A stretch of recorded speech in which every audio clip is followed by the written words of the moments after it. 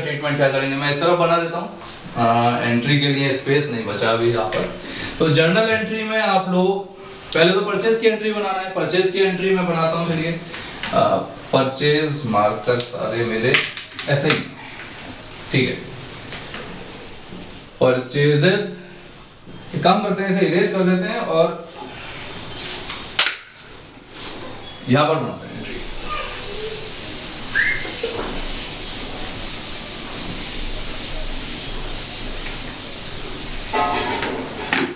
जी, purchases account debit,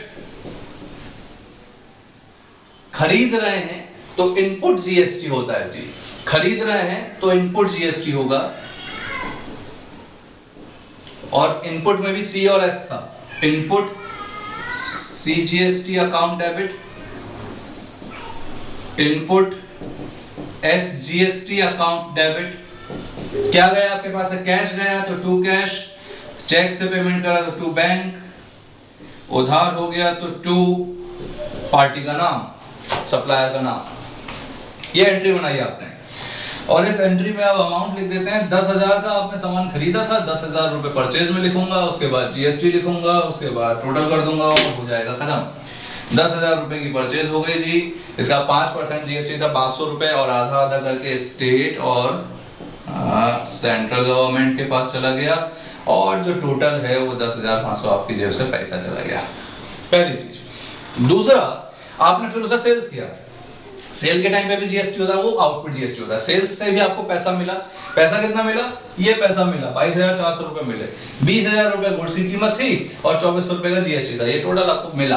देखिए, cash मिला तो कैश अकाउंट डेबिट, चेक मिला तो बैंक अकाउंट डेबिट, उधार बेचा तो customer account debit, to sales account, to output आ जाएगा अब यहाँ पर वर्ड आउटपुट, एस और सी है यहाँ पर भी, C GST to output S GST, हो गया कंप्लीट। 20,000 रुपए आपके सेल्स के अमाउंट है, और इसमें 2400 रुपए का टोटल जीएसटी है, आधा आधा कर देंगे, 1200 हो जाएगा साहब ये वाला, तो 1200 यहाँ लिख दिया, 1200 यहाँ लिख दिया, टोटल 22,400 आपकी जेब में आ गया पैसा। अब क्या करना है, ये जीएसटी मिला, ये जीएसटी गया, टोटल जो अभी जेब में बचा वो भी भेजना है गवर्नमेंट के पास। गवर्नमेंट आपके पास कुछ नहीं छोड़ेगी, 1 रुपया नहीं छोड़ना। तो उसके लिए जो ट्रीटमेंट होता है, फाइनल एंट्री बनाई जाती है, और फाइनल एंट्री को ध्यान से देखिएगा, कई बार उसमें गड़बड़ हो जाती है, दिक्कत हो जाती है। उसका भी एक प्रोसेस है, सीक्वेंस है। अगर यहाँ आईजीएसटी होता तो क्या करते हैं, वो सभी आगे डिस्कस करेंगे। यहाँ क्या करना है, यहाँ करना है फाइनल एंट्री बता रहा हूं कि आउटपुट वाले जो जीएसटी है उनको आपने अभी क्रेडिट किया, आपने डेबिट करिए। Final entry output C, output S, GST GST, सबके आगे अकाउंट लगाना है, इन दोनों को डेबिट करिए। इसके बाद जो ये इनपुट वाले डेबिट हुए थे इन्हें क्रेडिट कर दीजिए। जैसे सपोज करना, फाइनल एंट्री बता रहे हैं, इनपुट सी, इनपुट एस, और अब जो डिफरेंस बचेगा, जैसे 1200 रुपए का सी और एस है, यहां जो डिफरेंस बचेगा उसको आप लिखेंगे बैंक अकाउंट में। इस एंट्री को यहां पर पास कर देते हैं।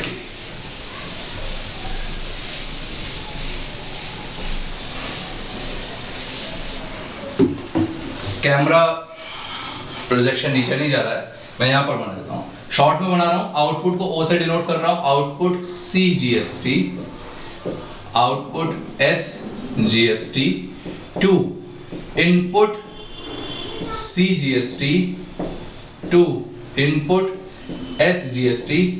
पहला अमाउंट लिख देते हैं, फिर आपको समझाऊंगा कि क्या करना है। इसका था 1200 और 1200, इसका है 250 और 250। जरा 1200 और 250 टोटल करके डिफरेंस निकालेंगे। इधर का 2400 माइनस 500 आएगा, 1900 रुपए बचते हैं। 1900 रुपए आपकी जेब में बचे, और ये आप दे देंगे किसे, गवर्नमेंट को, और चला जाएगा कहां से, बैंक अकाउंट से। कैश नहीं जाता गवर्नमेंट को टैक्स के फॉर्म में, बैंक अकाउंट से पैसा जाता है। तो आप जितना भी आपकी जेब में बचा वो पैसा आप गवर्नमेंट को पे कर देंगे। ये हमारा एक छोटा सा अकाउंटिंग ट्रीटमेंट भी हो गया, इंट्रोडक्शन भी हो गया जीएसटी से रिलेटेड। आई होप यहाँ प्रोजेक्शन भी सही है कैमरे का। मुझे बार बार कैमरा प्रोजेक्शन देखने के लिए पीछे जाना पड़ता है क्योंकि अकेले ही वीडियो शूट कर रहे हैं, कई सारी चीज़ें हैं जो साथ में चलती रहती हैं। हाँ जी, ये हुआ जीएसटी का बेसिक इंट्रोडक्शन। एक छोटा सा सवाल आता है इसमें। सवाल क्या है? 250 रुपये आपकी जेब से गए थे, टोटल 250 करके 500 रुपये आपकी जेब से गए थे और 2400 रुपये आपकी जेब में आए। ज्यादा आया कम गया, मीन्स 1900 रुपये अभी बचे हैं जेब में जो हमने पे कर दिया। लेकिन अगर हमारी सेल्स ना हो, मतलब हमने परचेज तो कर लिया, परचेज में 500 रुपये चले गए लेकिन सेल्स नहीं हुई, या सेल्स ऐसी हुई कि उसमें जो जीएसटी आया वो 500 रुपये भी नहीं आया, मतलब इनपुट वाला जो ज्यादा है आउटपुट वाला कम है, तो उस केस में क्या करोगे? उसके लिए भी मैं कुछ ट्रांजैक्शन यहाँ पर नोट कर देता हूँ और फिर बताता हूँ कि उसका क्या ट्रीटमेंट होगा। जब आउटपुट ज्यादा है तो आपने बैंक अकाउंट से पेमेंट कर दिया, अगर इनपुट ज्यादा है तो क्या होगा उसको देख लेते हैं जी बोर्ड पर इरेज करके ये सारी चीजें। तो चलिए कुछ और ट्रांजैक्शन देख लेते हैं जिसमें कि अभी जो केस बताया वो डिस्कस हो जाए। यहाँ मैं 2 ट्रांजैक्शन लिख रहा हूँ बेसिकली, जिसमें एक सेल की होगी एक परचेज की होगी। तो पहले मैंने ट्रांजैक्शन लिखा purchase goods from XYZ worth ₹50,000, worth ₹50,000 subject to C GST and S GST 9% each। C और S GST 9% है और हमने वो गुड्स खरीदा, परचेज किया। तो यहाँ पर आप जो एंट्री बनाएंगे अभी इसकी 50,000 का गुड्स है, देखिए परचेज अकाउंट डेबिट,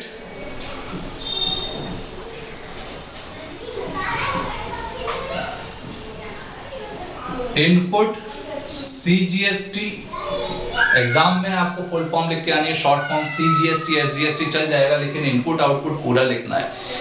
इनपुट और आउटपुट वर्ड को आपको पूरा लिखना है, कंप्लीट फॉर्म। इनपुट SGST सभी के आगे अकाउंट भी लगाना जरूरी है, डेबिट। 2 कैश जा रहा है, यही अज्यूम कर रहे हैं कैश में खरीदा है तो 2 कैश अकाउंट। अमाउंट 50,000 रुपए डेबिट साइड में, मतलब परचेज किया है तो 50,000 का आपका यहाँ पर डेबिट हो गया परचेजेस। 9% का जीएसटी है, ईच लिखा है, SGST भी 9% है, CGST भी 9% है, तो SGST में भी इसका 9% हो गया जी 4500 और यहाँ भी 4500। टोटल 59,000 रुपीज आपकी जेब से गया। ये एक परचेज की अकाउंटिंग ट्रीटमेंट मैंने यहाँ पर कर दिया, एंट्री बना दी। 9% CGST, 9% SGST और ये हो गया जी आपका परचेज की एंट्री खत्म। अब हम आते हैं सेल्स पर। Goods sold for cash to, कोई भी एक नाम ले लीजिए, वैसे तो कैश में बेच रहे हैं, नाम की जरूरत नहीं है। Goods sold to Mahesh for cash, cash में बेचा आपने महेश को ₹20,000 का सामान बेचा था अभी, और बाकी फ्यूचर में सेल्स होगा और हमारा अकाउंटिंग ईयर खत्म हो रहा है 31 मार्च में, तब तक हमने इतना ही बेचा, 50 का खरीदा 20 का बेचा, बाकी अगले अकाउंटिंग ईयर में देखेंगे। तो अकाउंटिंग ईयर की ही एंट्री बनाते हैं तो उसकी एंट्री बना रहे हैं हम यहाँ पर। CGST और SGST कुछ भी मान लीजिए 5%, 2.5% ईच, 2.5% C है, 2.5% SGST है। अकाउंटिंग ट्रीटमेंट क्या होगा?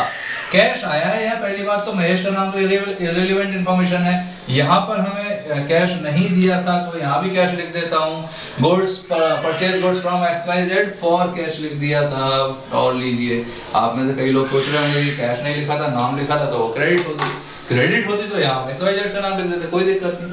यहाँ पर सेल्स हो रहा है, आप सेल्स की देख लीजिए, cash account debit to sales account to output CGST account to output SGST account.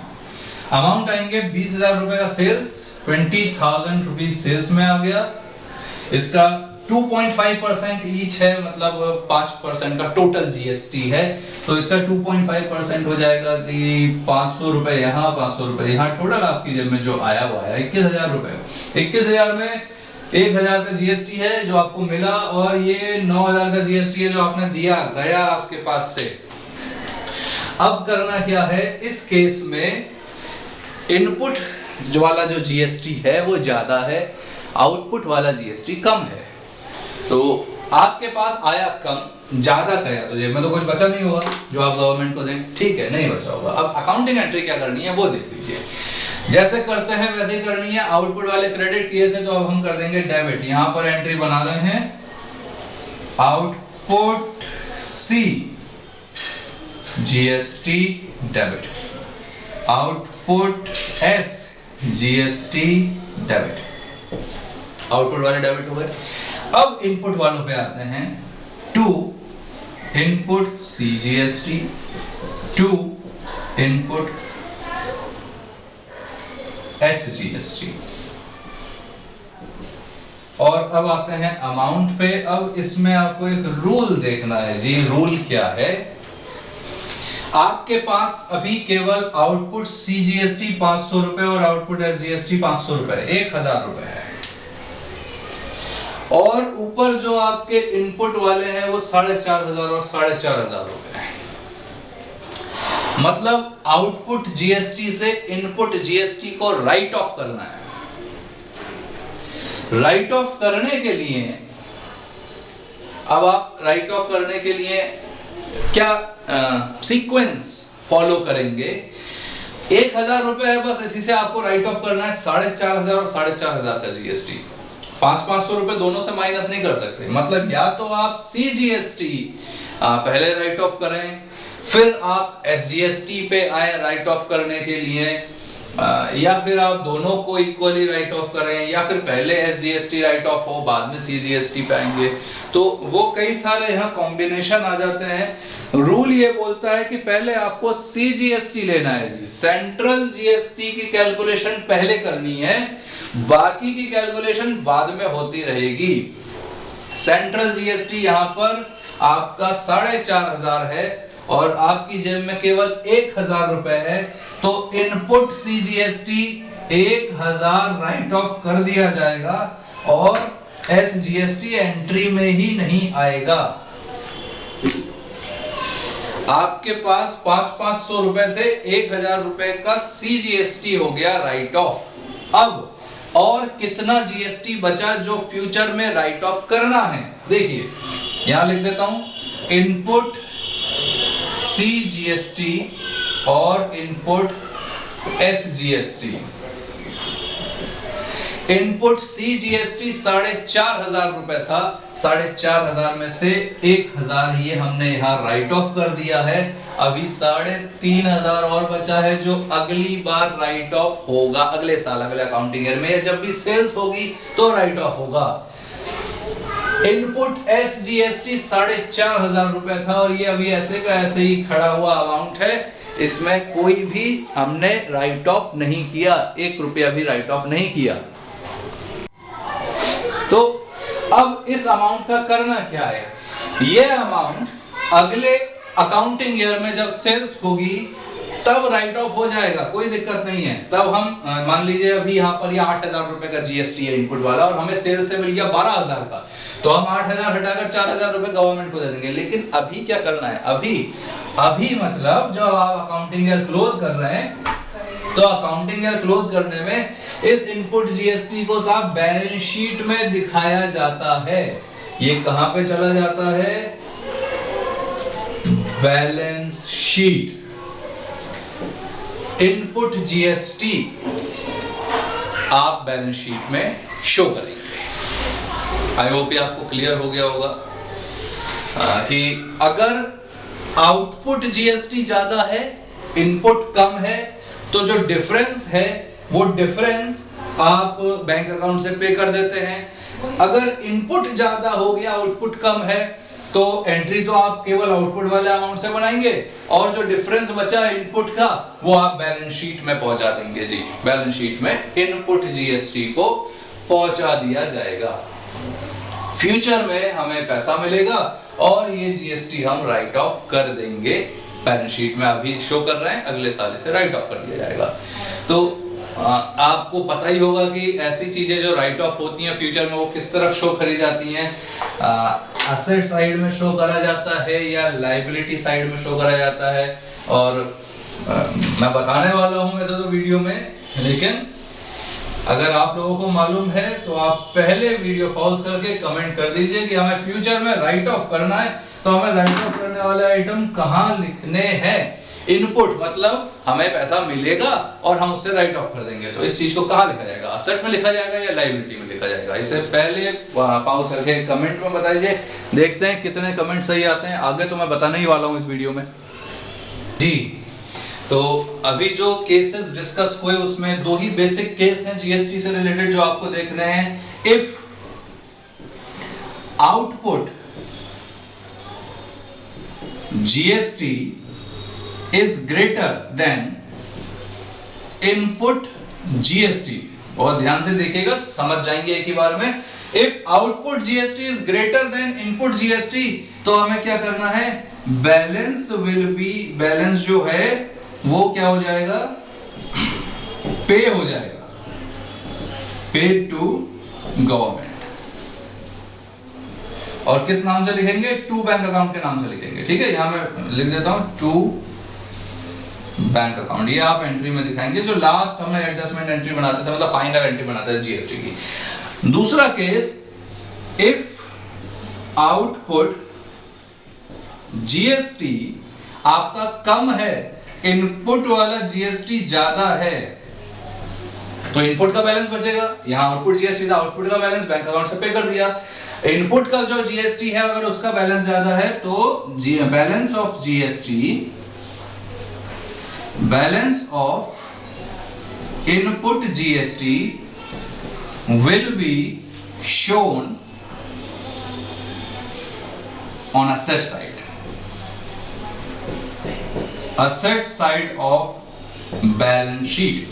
तो आप असेट साइड में शो करेंगे जो भी इनपुट जीएसटी का बैलेंस बचा है। अभी इस क्वेश्चन में इनपुट जीएसटी का बैलेंस हमारा सीजीएसटी 3,500 और एसजीएसटी 4,500 रुपए का था, तो इस बैलेंस को मैं ऐसे ही उठा के असेट साइड में शो कर दूंगा। देखिए दो तरीके हैं, आइदर असेट साइड में शो करें या फिर आप नेगेटिव बैलेंस बना के लायबिलिटी साइड में ले जाएं। जो टोटल होगा वो तो वेरी करेगा ही करेगा।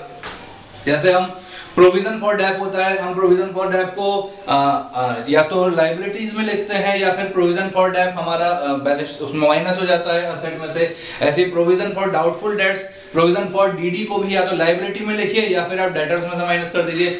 दोनों ही केस में आपका जो टोटल आएगा वो अलग अलग आएगा। मतलब पहले आप उधर लिख रहे हैं, टोटल तो वेरी मैच करेगा, लेकिन जो केसेस हैं, आप अगर प्रोविजन फॉर करंट लायबिलिटी में या प्रोविजन फॉर डीडी आप करंट लायबिलिटीज में दिखा रहे हैं तो जो टोटल आएगा वो टोटल अगर आप प्रोविजन फॉर डीडी को डेटर्स में माइनस करेंगे उससे अलग होगा। ऐसे ही यहां पर भी आप नेगेटिव बैलेंस बनाकर दिखाएं या फिर असेट साइड में दिखाएं, टोटल वेरी करेगा।